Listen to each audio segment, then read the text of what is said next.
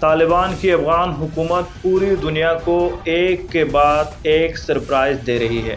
20 سال کی طویل جنگ لڑنے کے بعد اب طالبان حکومت کی پہلی توجہ افغانستان کی معیشت کو بہتر بنانا ہے اور وہ اپنے اس مشن میں پوری طرح کامیاب نظر آ رہے ہیں۔ رواں سال چین اور افغانستان کا 25 سالہ محیط پروجیکٹ پر معاہدہ ہوا، جس کے تحت چین افغانستان سے تیل نکالے گا۔ اس معاہدے کے بعد چین نے افغانستان میں اپنا سفیر تعینات کر دیا، جس کی وجہ سے پوری دنیا حیران رہ گئی۔ اب بلومبرگ نے اپنی رپورٹ میں افغان طالبان کی حکومت کے بارے میں حیران کن اور قابل تعریف رپورٹ جاری کی ہے، اور وہ یہ ہے کہ افغانستان کی کرنسی افغانی 2023 کی تیسری سہ ماہی کی بہترین کارکردگی والی کرنسی بن گئی۔ اس نے یکم جولائی سے امریکی ڈالر کے مقابلے میں 9% بہتری دکھائی ہے۔ غیر ملکی خبر رساں ادارے بلومبرگ کی رپورٹ کے مطابق افغان کرنسی افغانی 2023 کی اب تک کی تیسری مضبوط ترین کرنسی ہے۔ اس سے اوپر کولمبیا کا پیسو اور سری لنکا کا روپیہ ہے۔ بلومبرگ کے مطابق افغان کرنسی طالبان کے اقتدار میں آنے کے بعد ہونے والا نقصان پورا کر چکی ہے۔ اس کوارٹر میں افغان کرنسی کارکردگی کے حساب سے دنیا کی بہترین کرنسیوں میں شامل ہو گئی ہے۔ رپورٹ کے مطابق افغانستان میں لوگ صراف نامی منی ایکسچینج کی دکانوں پر غیر ملکی کرنسی خریدتے ہیں اور بیچتے ہیں۔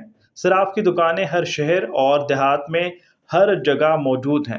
صراف کی سب سے بڑی مارکیٹ کابل میں ہے، جسے سرائے شہزادہ کہتے ہیں، جہاں روزانہ کی بنیاد پر لاکھوں ڈالرز کی تجارت ہوتی ہے۔ افغانستان کے مرکزی بینک کا کہنا ہے کہ تجارت کی کوئی حد نہیں ہے۔ مالی پابندیوں کے باعث دنیا کے دوسرے ممالک سے زیادہ تر رقم حوالہ نامی پرانے منی ٹرانسفر سسٹم کے ذریعے افغانستان بھیجی جاتی ہے، جو صرافوں کے کاروبار کا ایک بڑا حصہ ہے۔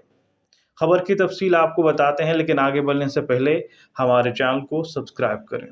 اقوام متحدہ کا کہنا ہے کہ افغانستان کو اس سال تقریباً 3.2 ارب ڈالر کی امداد کی ضرورت ہے، جہاں پہلے ہی تقریباً 1.1 ارب ڈالر بھیجے جا چکے ہیں۔